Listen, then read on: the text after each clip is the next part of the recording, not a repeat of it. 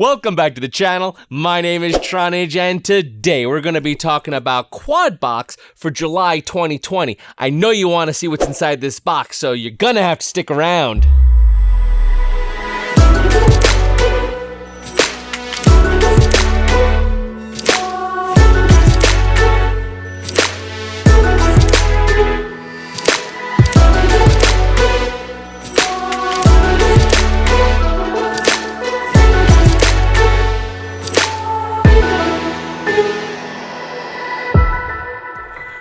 Quad Box, July 2020, coming at ya. So, the box is finally out of my little personal quarantine area, and I'm excited to dig into this. And, you know, the last couple of boxes we've been getting, like we just recently did the FPV crate unboxing. You can check the video up there, and they've been providing us a lot of value. Now, usually Quad Box has a good retaliation, and I'm super excited to see how Quad Box retaliates against FPV crate. So, here's what we're going to do. I'm going to bring you in close. We're going to do this unboxing together, live and in person, and I'll give you my immediate reactions to what I see. We're then going to do a cost analysis to see really what is in this box, how much is it worth, what did you pay, and did you get your money's worth, and all that fun stuff. And then we're going to talk about these items and just give you my general thoughts. But before we do any of that, slam that subscribe button. While you're at it, hit that bell icon. Makes finding my videos a whole heck of a lot easier, helps support the channel, and it keeps you in the know when I post videos such as this one. So with that out of the way, why don't you come on in close and let's crack this open. Wop babalooba balop bam. All right, Quad Box. Let's crack it open. Flipperoo. We cut our little seal across the top here. We are in. We crack that little flap open. Give it the flip, and here we go. Ooh. All right, so let's dig in and see what we got here. So first off, we got some HQ props. They are the HQ Freestyle Prop 5x4.3s by 3s V2S in gray. Here's your little sticker action if you want to see it yourself.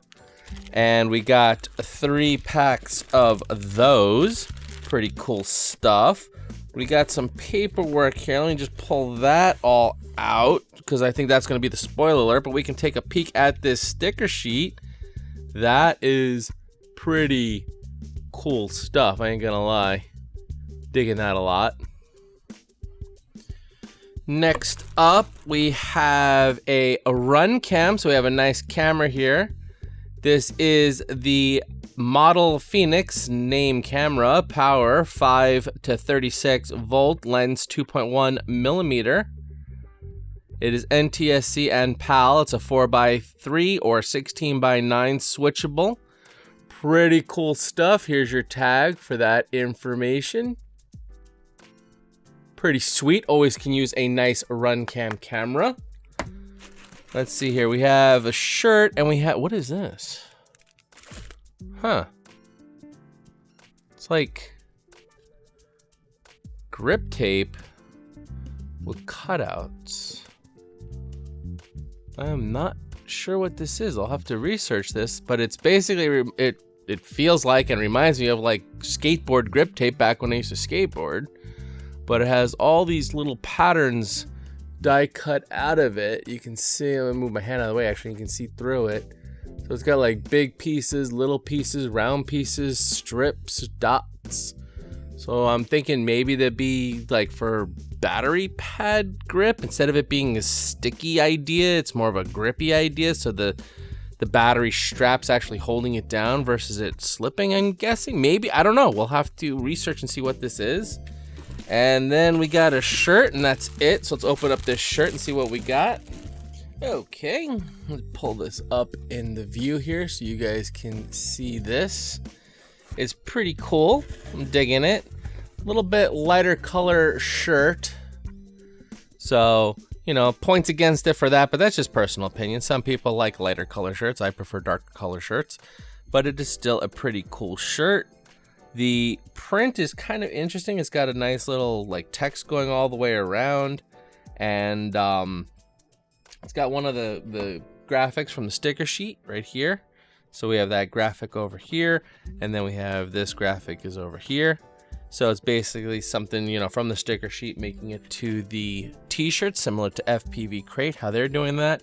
Everything looks super sharp, super tight on the graphics. Even these little fine lines on the cloverleaf antenna over here, very sharp. No misprints or anything. This little delicate text all the way around. Really well done shirt. I really like it, and it's pretty cool. And you know, it's a Gildan brand, so you know it's going to be a quality shirt. So let's recap here. We have the shirt. We have the question mark grip tape that I got to look up and see what that is. We have the Phoenix Runcam camera. We have 3 sets of HQ props. We have the sticker sheet, and that's about it. Let's run some numbers and see how this box turns out. If you want cost analysis, hit subscribe. Nah, man. It just means a lot to me if you do hit that subscribe button. Now, let's get into this cost analysis. It's right there. So we'll go through this line by line and talk about each of these items. So first up, we have these HQ props. Always a fan of the HQ props. I've said this time and time again. They're amazing props. Love to have them. We have received, I think we got these maybe in March, if I'm not mistaken. I could be wrong, but I think it was around March that we did get this same style. So the next thing up is that grip tape, which I was kind of confused what it would be used for. And having looked onto the cheat sheet and as well onto the Rotor Riot store, it's for your transmitter. You know, I'll just reach over here and grab my my transmitter here. So like, I personally, I'm a big fan of lanyards. I let my neck take the brunt of the weight, and I kind of just rest it against my body, and I'm really not holding the transmitter. I'm just letting the lanyard, you know, I'll hold it up here so you can see, the lanyard's doing the work of holding, and I'm just, you know, and I'm a pincher, I'm not a thumber. So with pinching, I'm just, you know, moving my sticks, and that's how I function. However, there are some of you guys out there, and there's nothing wrong with it, it's just a matter of preference, that don't use a lanyard and prefer to just hold it. And I find primarily that's people who use thumb technique, because you have a better, I don't know, grip on it, I guess. When you're pinching, it's hard to pinch and then hold. It's like, it's not a comfortable thing. That's why I'm a fan of the lanyard. When you're doing thumbs, like if you were using, like, let's say an Xbox controller or a PlayStation controller or the other transmitters that have that same sort of form factor, it's a very comfortable thing to just hold it and use your thumbs. So the point of that grip tape is actually to put on your transmitter, because I can imagine just when I'm playing video games, which, by the way, if you haven't yet and you're into video games, please go check out my other channel, Tronage 2. I'm really clever with the naming here, but it's youtube.com/Tronage2.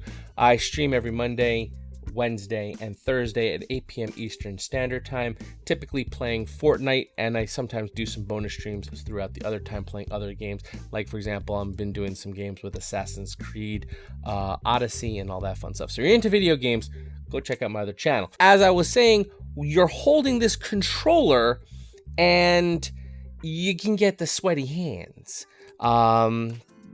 Me and my girlfriend, we kind of refer to that as game hands, where you're playing something, your hands get all clammy.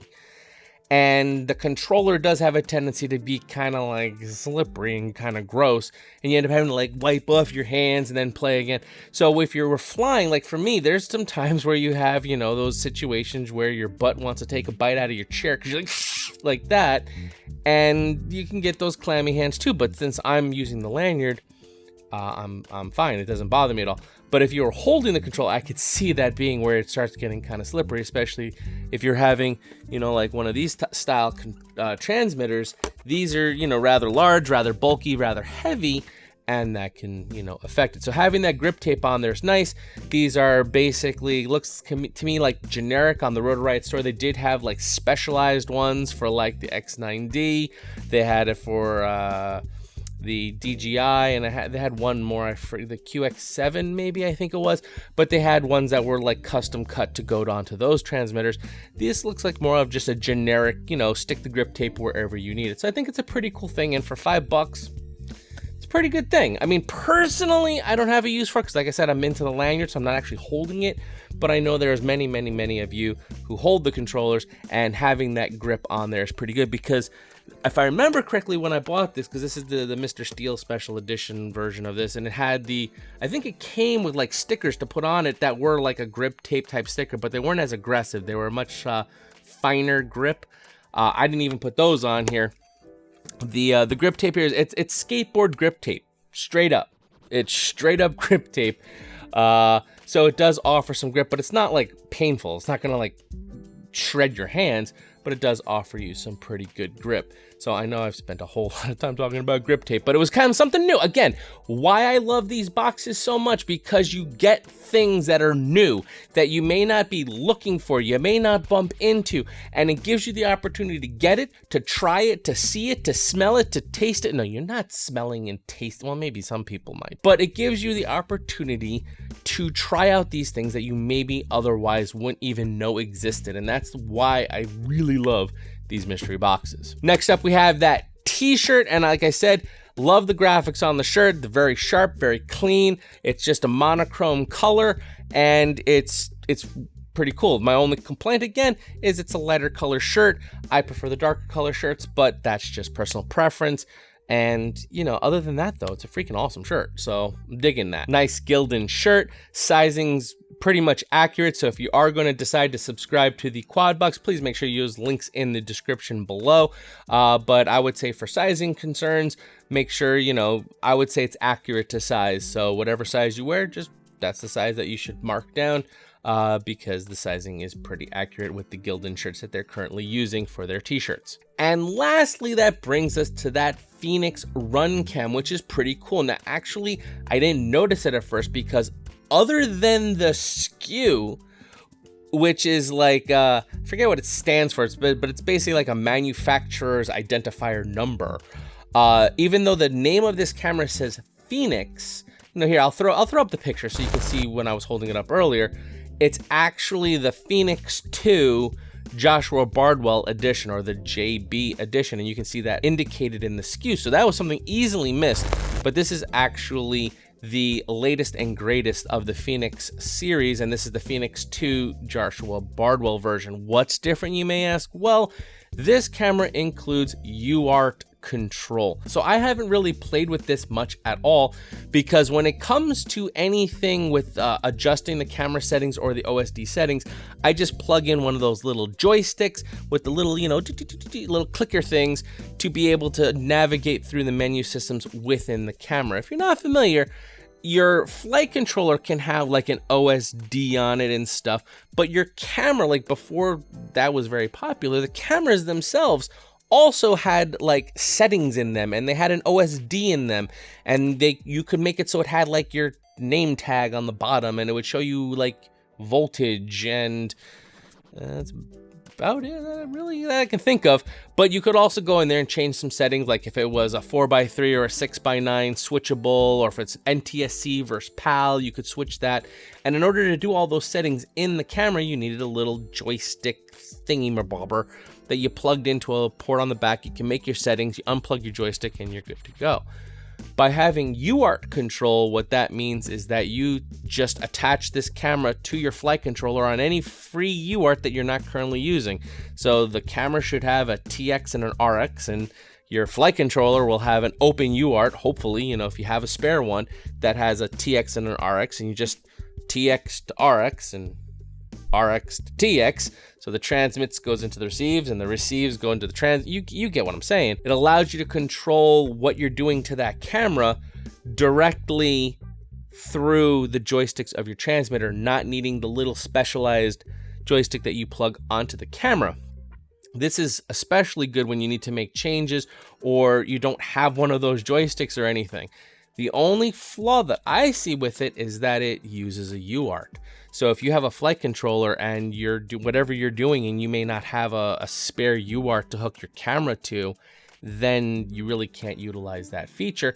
But for the most part, I feel like everyone probably has a little spare UART sitting around that they can use for these cameras in order to make these changes. And what's nice is you can change it on the fly. So if you decide you swap out your goggles or whatever, now you're using a 16:9 instead of a 4:3 aspect ratio goggle, you can just right on your joysticks do the little command to go into the OSD, just like you would do with the beta flights. There's different stick commands. It pops up the OSD for the camera, and you can go from 4:3 to 16:9 type of thing, and now boom, it's compatible and proper with the goggles that you're using. And it really, the beauty of this is it only requires making one little change, and in beta flight, when you're setting up your UARTs, the UART that you put this onto, you basically set it as a Runcam device. Done. At least that's how it looks. I haven't actually, like I said, I haven't actually done it myself just yet, but it looks really pretty simple to set up. You solder your TX to your RX to your TX, note what number it is. So if it's like, you know, TX3 and RX3, then you know you're on UART3. So in beta flight, you go to your UART3 and just set it as a Runcam device. And as long as you know the proper stick commands to activate it, you should be good. So that's kind of a cool thing. And I like that again, something to play with that I probably wouldn't have just ran out and bought, that I get to now experiment with and try in my spare time because it came in a mystery box. So all of that sounds all fine and good until we get down to the bottom here and we see that we are at $13 of value over the cost of the box. Now, by all means, that is still good in the sense of that you're coming out ahead. You're not, you know, losing any money. You're still $13 ahead of what you paid. And this box doesn't really have any, you know, junk per se. The grip tape, one could argue that maybe you need it, maybe you don't need it. Like me personally, I don't have a use case for it because I don't really grab my controller that I need that firm of a grip on it. But I'm not going to disqualify it saying it's a piece of junk that no one needs, because I can definitely see it being used by many people and many people being happy about it. You got the props, you got the t-shirt, and you got the camera. So it's all decent gear. That's not the issue. The issue is that these are mystery boxes. And I have kind of like my own personal baseline of like a $20 value that I've come to expect as being what I'd like to receive, because I'm giving up my choice to buy this box in the hopes to get value in return. So as long as I would get that $20 of value in return, I'm happy giving up that choice. If less than that, it makes me feel like maybe I should have picked out my own items or, you know, whatever.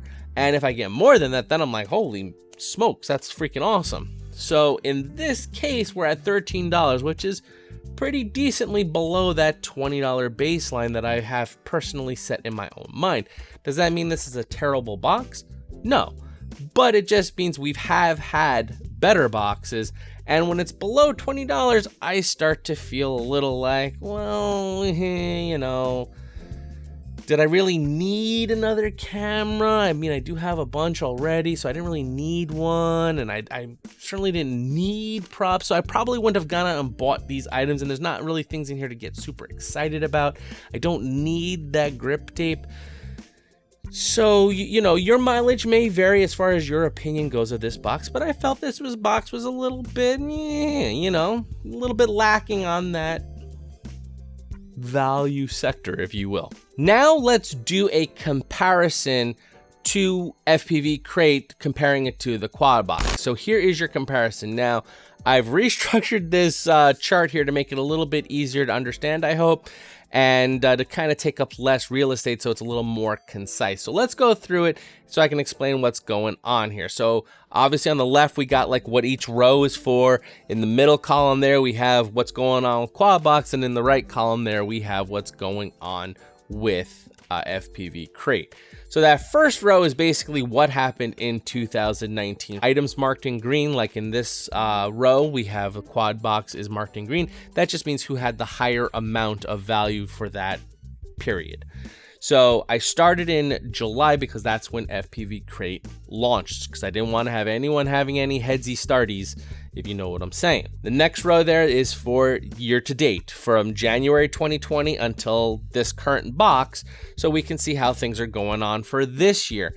Now, even though FPV Crate is in the lead for this as well, the next row down, which is the total from July 2019 through July 2020, the totals of everything, even though FPV Crate is in the lead for both of these rows, remember, Quadbox did not put out a box in February due to the problems that we were having with COVID. So just like I started in July 2019 so that no one had any head starts, I just want to make that clear that FPV Crate sort of has one box head start now over Quadbox. So to sort of even the playing field out, that's why as we get down lower, we see how many boxes were sent so that we know how many boxes we're dealing with for these calculations. We see the average of what we can expect in a box. Now, it doesn't mean that every box is going to have this much value. It just means on average. I just, took the total amount and divided by how many boxes. And that gives us the average amount we can expect. And you can see Quadbox is still offering more value on average than FPV Crate.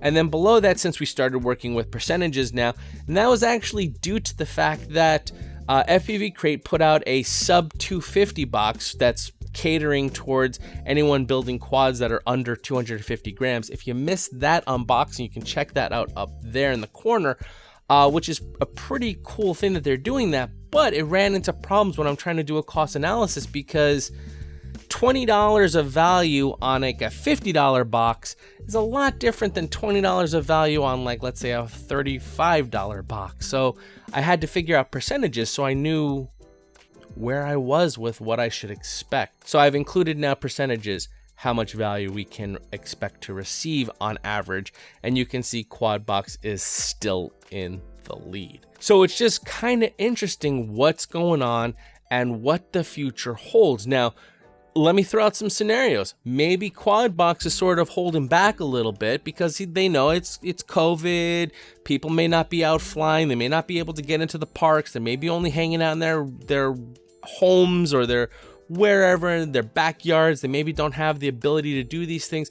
So they're sort of holding back the reins a little bit and then ramping up for some big boom to come up, in the future. FPV Crate might be saying, oh, look, they're kind of slipping a little bit. Let's throw, who knows what's going on between these two. Honestly, I kind of feel right now they're almost neck and neck. If I had to pick one right now, I really don't know if I was only going to subscribe to one, which one I would subscribe to. They're both excellent boxes. They both offer excellent value. One is a little bit more expensive than the other, but it does offer, you do get a little bit more because you are paying a little bit more, but on average, it's about the same between the two of them. I do like the shirt quality from the Quadbox over the FPV Crate. So I don't know. I mean, it's a tough call right now. It's not a clean-cut call. Like back in the days when we had the drone drop and the Quadbox, and I was very easy to say, hey, if you want to pick one, I go Quadbox because drone drop's putting out some junk. That was an easy call to make. Right now, it's tough. They're both putting out some value. They're both, and all honesty, I really feel they're probably both struggling as well because, I don't think us as consumers are really making the purchases that we used to because we're probably not able to go out and fly as much as we used to. I know personally, I'm not able to get out and fly as much as I really want to, so that could be a factor along the why these boxes are kind of being what they're being and doing what they're doing. It's just a reflection of what we, the consumer, are doing, and that's sort of like how economics works. But I don't want to turn this into a whole economics class and how, supply and demand and all that fun stuff. So let's just leave it at right now. Both boxes I feel are excellent purchases. If you decide to subscribe to either of them, you won't be disappointed. They're both excellent boxes. Please, if you decide to subscribe to either of these, go down in the description. There'll be links there. They are affiliate links. They do help support the channel. They don't cost you a single cent extra, but you get my undying gratitude if you use those links, and they do help me out. All right, so as always, my name's Tronage. Fly strong.